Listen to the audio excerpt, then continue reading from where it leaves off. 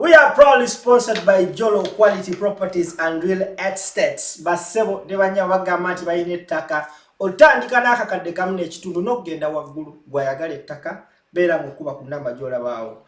Mukama waffe Kiibi taata Kiibi omugagga Kibirango abaana bano basensebuse amazima nze Sabasajja abaana bukimu batisabanga oli agenze mu poliyo nga mewaaye bannaye taata abaana bano nze bampita simple bulaza waabwe abaana bano bambi nkwegayiridde oba tokkiriza abaana bo bagenda kujja kukola bw'anaamanya essaawa yonna abaana basimbula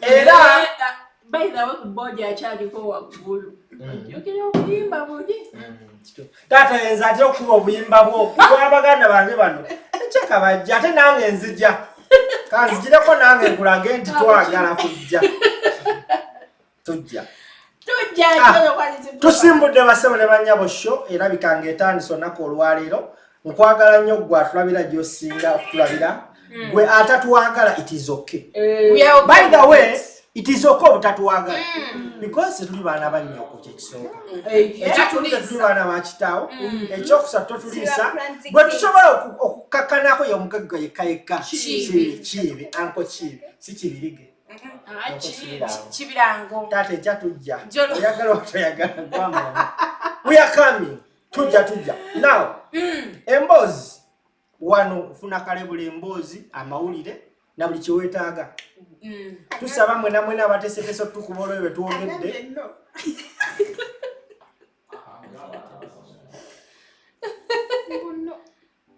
kale ffe tujja ojja twekangire nawe bannaye omukyala Lydia Jazmine yavuddeyo n'akola statement n'agamba mbu tewali musajja mu music industry yali amuyambyeko tubogere abamupangisiza ku nju mabogere gamba kale kyategeeza gabulaga kyeka gyesimwamu misquotings nze ndaba by the way statement ye just yabadde eyinza okuba yabadde sarcastic oba because when you sit with that guy akubuuza like life experience in the music industry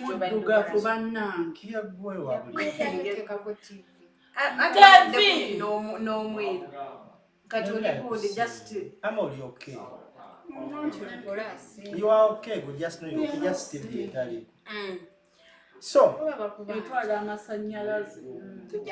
abo sembere no nimputa sofune mpeo banaye bugu njagala izinga lifeno nene liyano buda kogena kutula no maso njagala mu mbutikire oni nyange yanako sineke naye nga bannange Lydia Jazmine ndoza na side yenu simanyi lwaki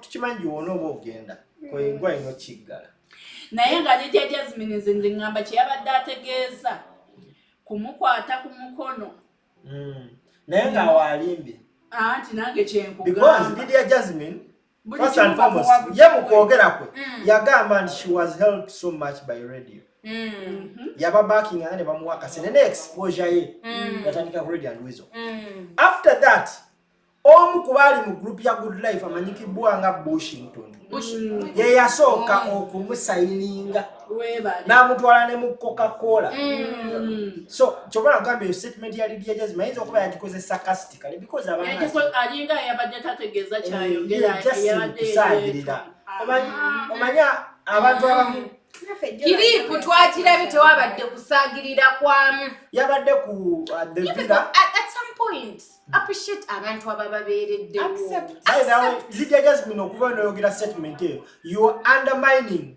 abantu akuyirawo omubiri oba yabadde ategeeza nti bonna abanyamba nabajjamu omanyi apo wembanga onyambe nenkusasula oba mwena kyonkolere nenkusasula oba tonyambye nakisobola okuba naye era still mbeera ngamba simple waliwo nawe yanyamba yadde namukola ki yadde namusasula but I acknowledge the fact that okoze ki onyambyeko at some point tanzisobola kubeerawo ne ŋŋamba okugenda nze ku TV gye nkolerako tewali yannyamba.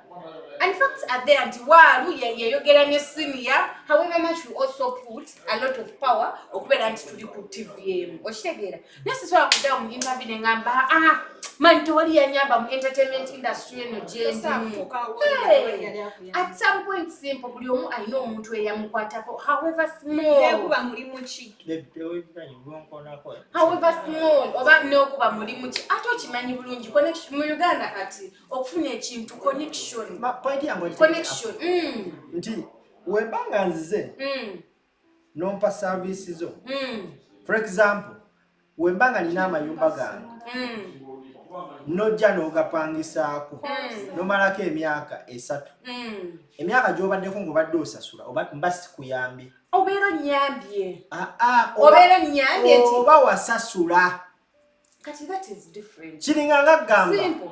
Ekyo example gy'oweddeko ddala nnyo lwaki ngambye bwentyo oli wabanga yambalidde Jazmine okubaako olimba lwakola n'amugjamu abanga amusasula nera abeera amuyambye nera still abeera amuyambye singa abagagga abamu nera nabo tebagamba yaba tayambye okubanga amugjeemu kibeera kiyamba naye ddala egya Jazmine temwamutegedde lwaki agamba tewali musajja amuyambye lwansonga mube mugamba buli amuyambi abadde amujjanga kyembadde ngamba apo akyawo kiba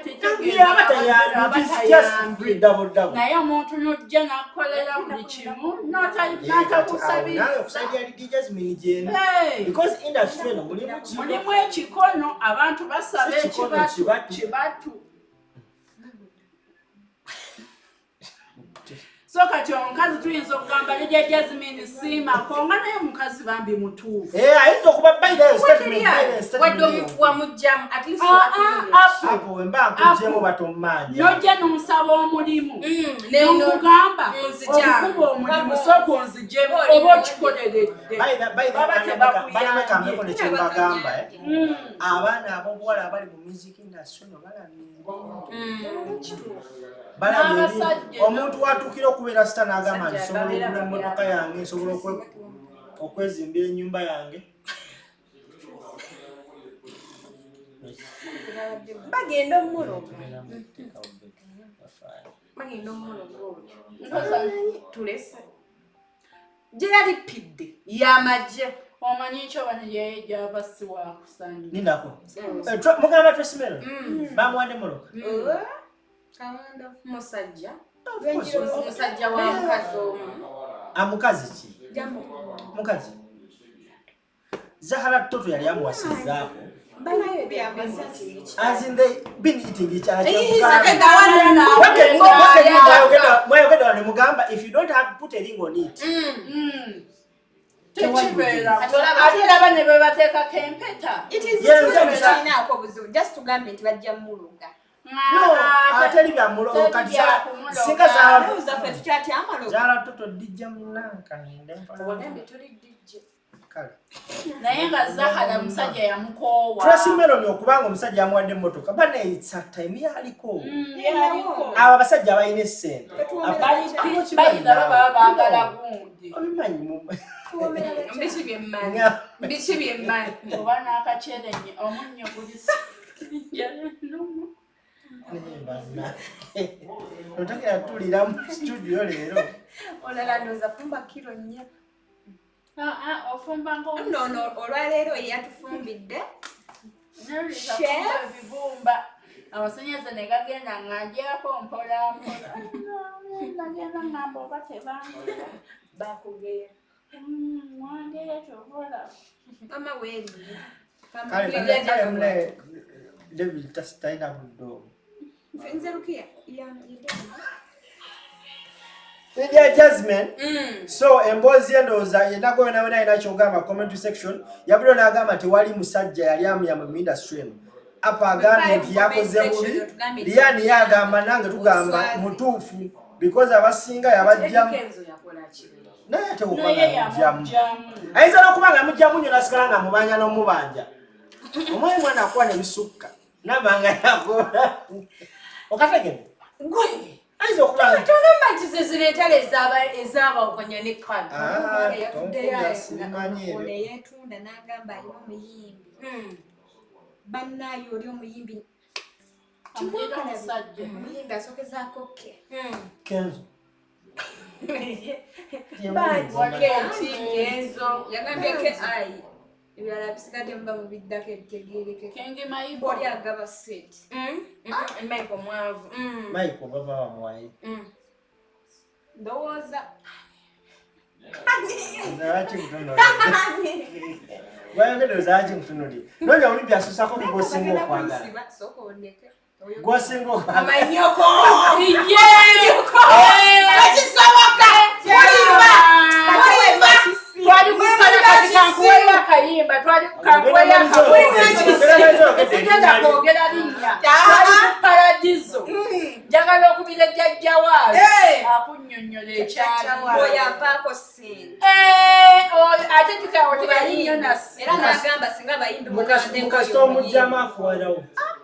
Gante olaba yatwala n'owulira. Omanyi bye yateekamu mu muyimbi omuto. Oyo tamulabanga nako. Omanyi mu muyimbi omuto bye yamuteekamu. Ewamaawo ate ogerako ekyo omanyi bye yamuteekamu oba yafuna kya obujja n'atandika n'omusimula. Kota akasente ke kangi. Abayimbi bangi be bakubye. Oli bw'avaako sente si bano abayimbiyimbi oli agaba. Nene Kenzo agaba. Tagaba gwe kati ng'owuna wagiramuko. Akandi ey'akafi kati. Oyo nze mmanyi amugjamu. Muyimbi.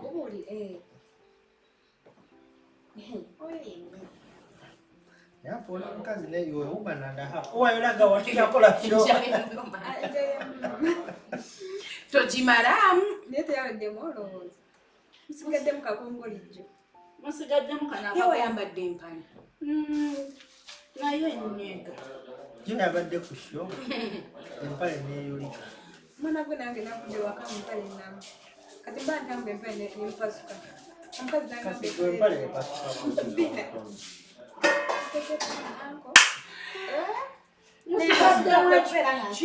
Manager Roger eyali manager w'omuyimbi Spice Diana yaliko manager wa Ziza Bafana yasayininze omuyimbi omupya mukazi musajja muwala ajja kukola banene oliye ajja kukola oliye ekikazi kinyirira gwolowooza kola ki Jeefu yagoba kano akampi n'aleeta pinki oli yali tatundika naimuna atundika naye kwalaiko membi wa Roger esoko munda ali soko manka nayo wenda amteka nyina kuzo status ye Naye Roger alekerawo okulya abayimbi be. talina gwalya Bayise yamu. ane bagamba mbu manyi anti tumutya naye twali ku musajja y'omu neva piisi. Gwe naawe ne mukyawo bwange bonna nemala nemusonyiwa ono gwe twabulira nze nagamba oyo omusajja wano wamudaga mu kifaananyi nga yeekwatakwata nnyo n'omukazi nemmanya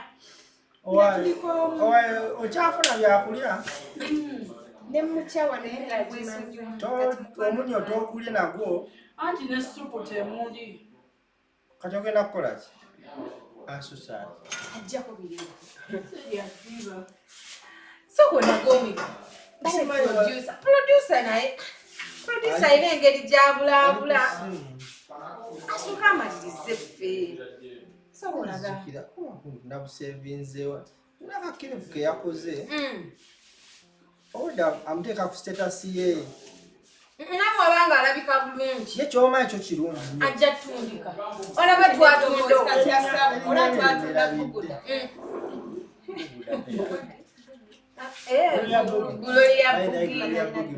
ekimanyi ati fast Gloria Bugi yayitayimba bulungi naye kati sebo kigenda kukiva simona live band with practice ate kyemwangalako ye Yesu naye kambuuze do you think Roger is he going to make something out of this he will kuba kyemmanyi kiri kimu ali determined okukola omwana ono asinga ne spice. Where do you think it can happen?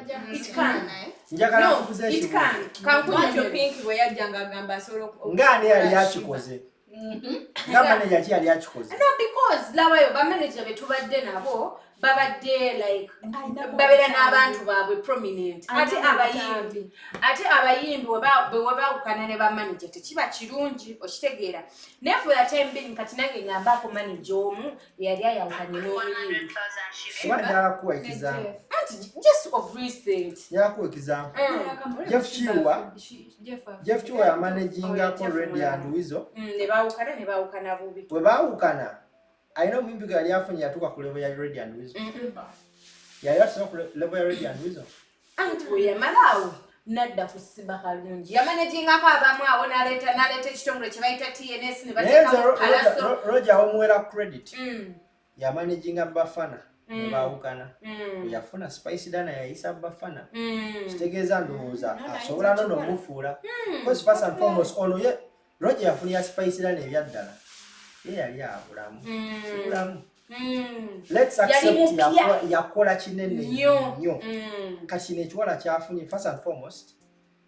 Kisobola okuwenja ssente zaaki abasajja omanyi abasajja balinamu ssente twagala nnyo ebikyala weebito. Abalinamu ku ssente. Naddala nga birina bava kulya. Naye nodako tulye kefusi. Yatusasudde obulangu. Nti obeddwa naawe. Abakiiki bagenda tuwa. Bibabita masavu. Masanyu owarama. Tusaba tukyalireko. Tetujja kukkiriza oli. Naye waliwo ayinza okugaana okulya. masanyu lekeraawo. Manager Roger, I strongly believe asobola okufuula ono omuwala. That is if singa akola mulimu gwa managing. Ekisinga okwawula manager n'abayimbi. Because wotandika okulya omuyimbi wo. Omuyimbi naye agenda afuna abagagga, ate abagagga abasalawo endonga bakola ki? Ogenda tuka ekiseera omunyiige. Kitegeera. Nze mbeera nze seegatta n'abakozi. Oba sina n'abakozi. No, but it is okay. It is okay if he can control Obuja, because when he was managing Ojo, but they pushed. He was this guy who was now working into vibe her, and it's okay. Like he can pretend what the chiruma, but he was okay with it. I'm not again. Bagamanti bamanager abasinga abasajja abamanaging abakazi 9% and Spice making call tebasobola nakweyagala olaba it's a good job there, you know, like for real. Yeah, he doesn't have the money. Tasobola kunay sustaining abulamu bwa Spice yetekemu cooking kong and Spice ani ayandi badde asinga okwaga King Kong. Spice yasinga okwaga. Ati bamwage. King Kong wangai. I just love both artists. Kibuuzo ekyo. Apparently, kubombiri omanyi muyimbi yenayina n'omukazi okwagala omusajja olina okuba nga olina kyomugattako. Apparently, FIFA Maker has 2 hit songs. That is a very big song. Spice Dana alina lwemba ki? Wakomajo luzanya ku Buliriza noddo bakubyako amajjo juzi. Mbu tulina abaffe be tuyisamu abalala tubawalana. Ani yagamba? Waliwo yaŋŋamba eyo fana. Nabo tubayise. Oyo nze nkimanyi abadde agenda kumpagira. Atakuse. Bosomaze. Ate ne apple gibaseeko. Dessert. Abazungu bagamba dessert. Wagenda kukwata David tukyaleko bwe tutakaliza kafiriji kojja kakasi. Kirudde munywa mwenge gwegulira gwokka. Tujakatanga mungulidde ebyokulya. They strongly believe. Roger, you believe even Roger can push at Naisa Spice Diana. I don't know what is wrong with Spice Diana. Management here, I think it is weak. What you get at pushing music. Enojina kati. No, it's not weak. You know why? Why? Now let me tell you something about the industry. Spice Diana wabeera ne management ennene etya. Tesobola yita olwansonga. Spice Dana si yali atuukirira ba TV presenter. Yali atuukirira okumanya. It Roger. was always Roger. Now at Roger. Links yakozesa ku Spice as David azize kwani? Nkono mupya. Kyovana nti omwana oyo wanafuna oluyimba olulungi. Lugenda hit. Nisemba atuwandikira akayimba. Nate chuo yaba yakatuyimbe nga ye. So it is now a pass for Roger. Roger to present Roger afunye omuyimbi. Naye even nese tunawulira ku nyimba nawulideko. Ninda kuwa nawe kufuna ekibanja ndese. Ajja kuyita okitemeteme. Omuyimbi wa manager Jazmine. Renati yali video vixen. Kabana abadde akabasa. Mukuyimba Lukia. That is okay yange. Never gonna move. No, it is okay. That is okay because Olaba. Sorry to say this. Katinga chinganga chinganga na fechibatwera ko. Anti awala bonna bakola ku TV. Wafana na motoni mulungi bwa. Sokole tekifana ntu kirabe managing producer waffe. Akosa ya ku Instagram lokana. Kale, setukasiga. Olaba, I may give a bad example because I don't know what happens in the music industry. Now, yeah, most musicians, very simu sajja simu kazi bana beebya asibe nabo TV ajawo kidege nesibo angera chengambi nangera chengambi byonna egisinga era bajawo ofisi kati no atulaba bane mu mugondeza okwelyamu kyeki okwegatta oyiseewo ekintu just okwelyamu kitegeeza sex for money, that is it. Sex for something beneficial, strings friends with benefits. Yeah. Kati, I believe, Rapa Olaba, Singa Roger Yadiwo, zine nyimba zone Spice Dana zaba dai sauce, nga zili hit. Oshegera, oluboja nakupika oluyimba, nakukubira simple, lero mumpise mu simple kitegera. Bambi omusajja atu mupisi. Naye kati tuina stock ompya waliwo akalala ke yali tulikwa bakazi simengo izo gamba tukolera Roger amasimu gakubanga otuuka n'oswana bakangubira omwana anakuzalye tumanya Chengamba, she's releasing music. The same issue yatuuka ku Spice Dana. The same issue yatuuka ku Irene Intali. Yeah. Bweyaleka Swang's Avenue. Bweyaleka Swang's Avenue yatawe nyimba onezaaga na lwansonga. Baliwe tezakola.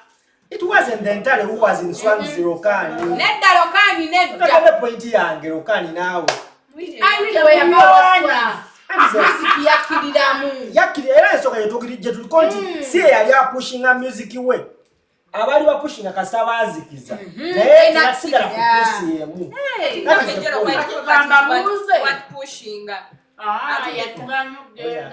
akayisizza amamba batugambire bane mnatusonyiwa sponsor waffe yatukubya ekibulooka naye mukulu kimirango okujjukiza tujja wamma waliwo unayagala okusimanga ayagala okulaba poloti nayagala kumalayo balance kale pressure Ssaabasajja Kabaka wa TikTok kwangala taata kyaddaaki bamuzizaayo abamudiza entebe ye azeeyo ezizira afuge gyafuga balamanyi wa TikTok naye olaba ekintu ekyasinza okunsanyusa like okay what amused me the most Awana ku TikTok, there is the way they feel like they're celebrities. You know, hey, what is your job? I'm a content creator. Ne wawulira ebigambo byasibizza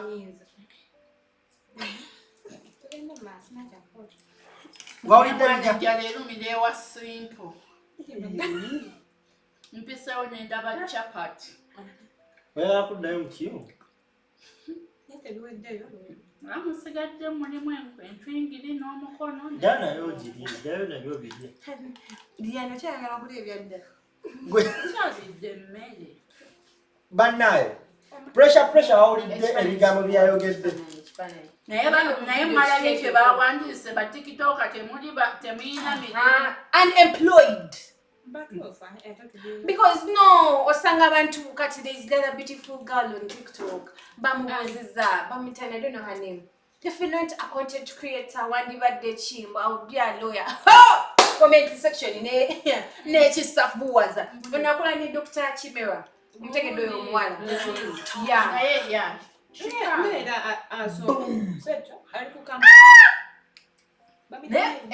This is edit.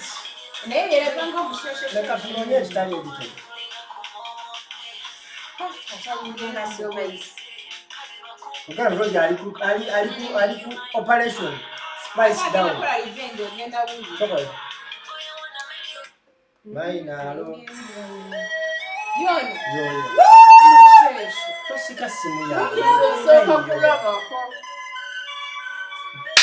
Super! Yeah, namukwa ya pezeta. Yes, namukwa. My man, let you can't replace alone. Namukwa? Hey, no, we never know. That's quite a government as well.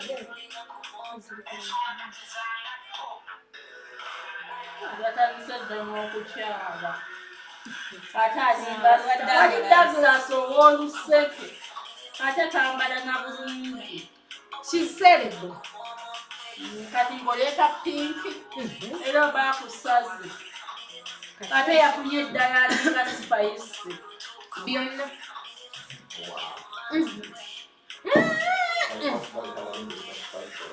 spice alina obutamu era bamabina. She's a 10 out of 10 and it's nothing. Tukiriza. Aina kazibu.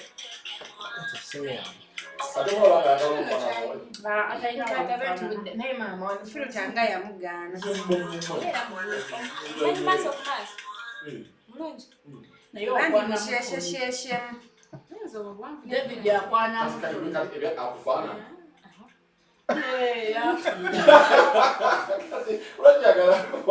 tukyali ku show oba tutegeeza muyimbi wani tutegeeza muyimbi wano neba nange siba omuyimbi muteekeeyo abantu nabo bamulabe Roja twesente asa tumwogeddeko bamuyitayo. Okay, pressure batubaddeko. Pressure bamuzizaayo mukomera. naye bagambye bamutwale butabika. But for real, bamutwale pressure olaba. He's my friend naye. Who is your There is a man. Mwaji mujja kweria. Nedda, he's not my class. Mama pressure ge. Class no, he's straight. Hey. Okay. He's straight. Munkwate bulungi. He's straight. Munkwate bulungi. Woman is straight. Wakawa. Woman no, he was just my friend. Okay, he's my friend. I can't call him nagano piki. Never will ebyatwawula sente. Namwa sente okunangira n'abula. Naye nze kyengamba I think kintu kino waliwo ndowooza akipushinga. That was my point. Because olaba kiri ebyesi gyonna abeera asirise. Ne tutandikira ng'omubiryawo mu gwokusatu awo. Tugenda ku mazaalibwa ga Alikolaki? Walikala eddagala lyabadde amira nga ddamu. Amira eddagala. I'm not so close. Kwate omuwala gwe twali tumanyi eddagala. Basima yatugamba. Alina eddagala lyamira. Kati omulala lwaki bamutwala mu kkooti mulwadde mulalo? Tebalina mutwala mu kkooti bamutwala butabika. Because nze ogamba ku kyobulalu ntandise okikkiriza. Omuyayi alina engeri gy'alumbamu kabaka. N'atunula amaaso n'awulira ng'afa ye nga wano wabuguumirira. Nze temunsomekera ku binnyo biddamu. Nze n'abalina perspective y'aba-foot soldier. No, there are some things that we don't give like. Twachiwaduli omuliro. Kale bachiwaduli omuliro. And it was so bananga. Nze ongambe ekyobulalu alabika omuyala alayika mulalo. mulalo. Because ebigambo byayogera. Ebintu ebigambo ebyo byayogera ku muhoozi. Abyogera alina kuba either nga foot soldier oba nga yakoowensi. Ngali eri. Naye yakoowensi musanga. Tannagowa. I think it is pushed. It is sponsored. Someone said you did this and okay. Because olaba pressure taina mulimo gwakola. But akola mu government. Akola mu government. Akola wa government. Bana bagenda si. Abera. Lives in a beautiful apartment. Echaja avayo. Nembo aina makage. Achali so you can't tell me omuntu atakola taina mulimu gonna he can afford that life. Tuchizudde apa pressure state agent. Kawedde. Ani agandi? Ate muntu atakola nga ina sente aba state agent. There is someone funding. That is different. Which is someone funding. I don't know Jenjagalo Kumari. I didn't mention.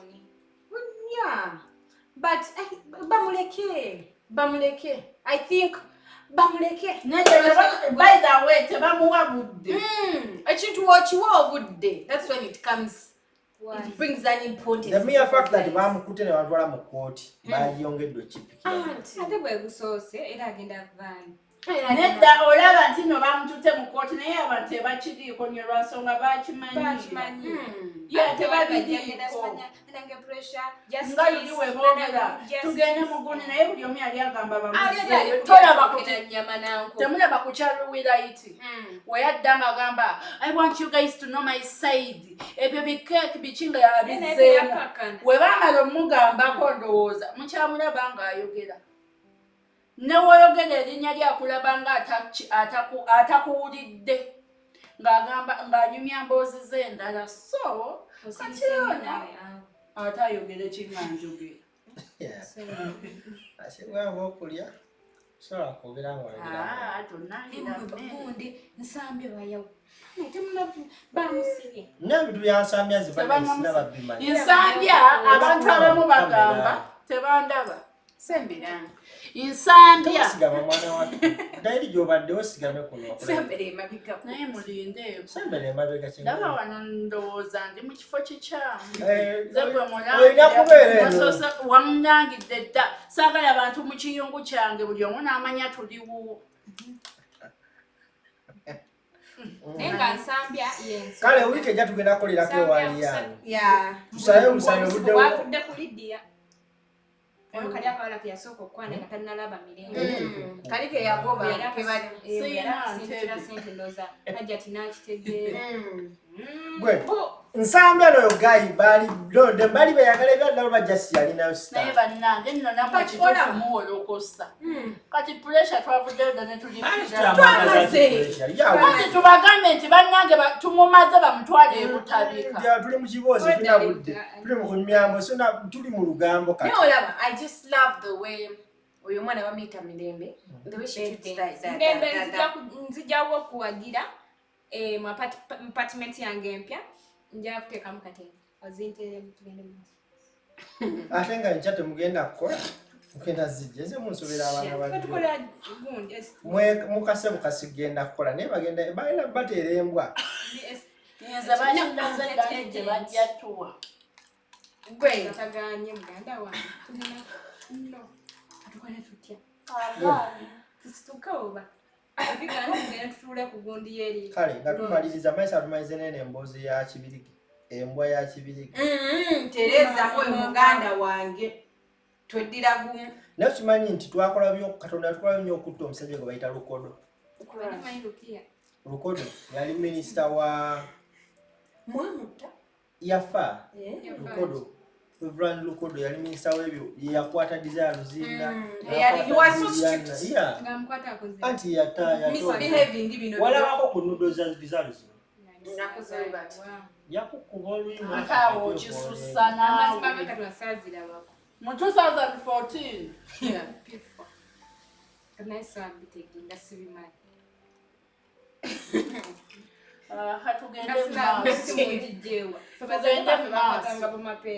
Tugende mu maaso.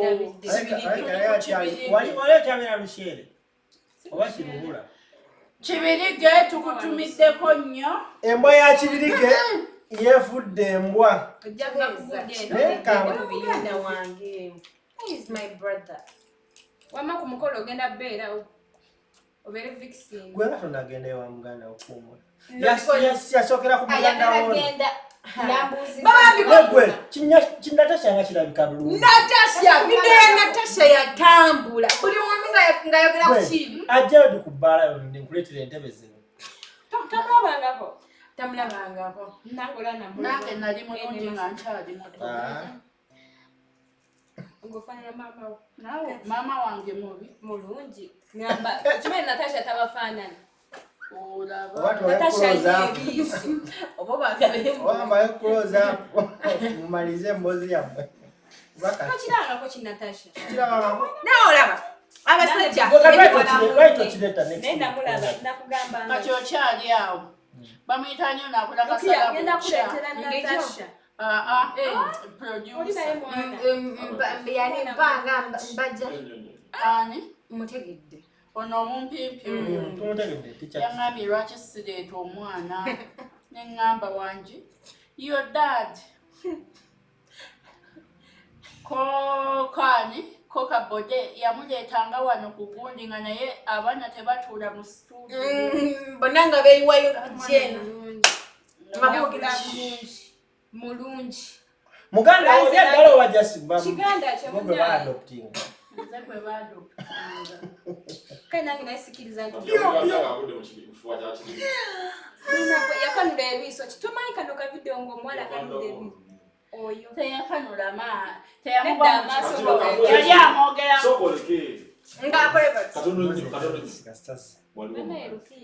omukazi mukadde wa myaka 7 lwaki tojja mu kamera bakulaba gwatuwa olugamba wali omusajja amuyitanga Bob akwata mubiriza abakazi ngono omanyi bwe yagamba akola abakazi ebya saluuni omukazi yatugamba mu saluuni zonna emugenda yagala kubeera mweyo because bwamukwatako bwati awulira nga yinjini ekyamusa twagala kubuuza Natasha kyali kitya Jolo quality properties and real estate dealers bamukwata mu kifuba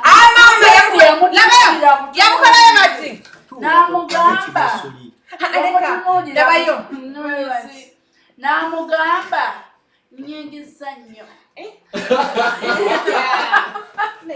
munezza nzize bikuluma sikulumizza ate binnuma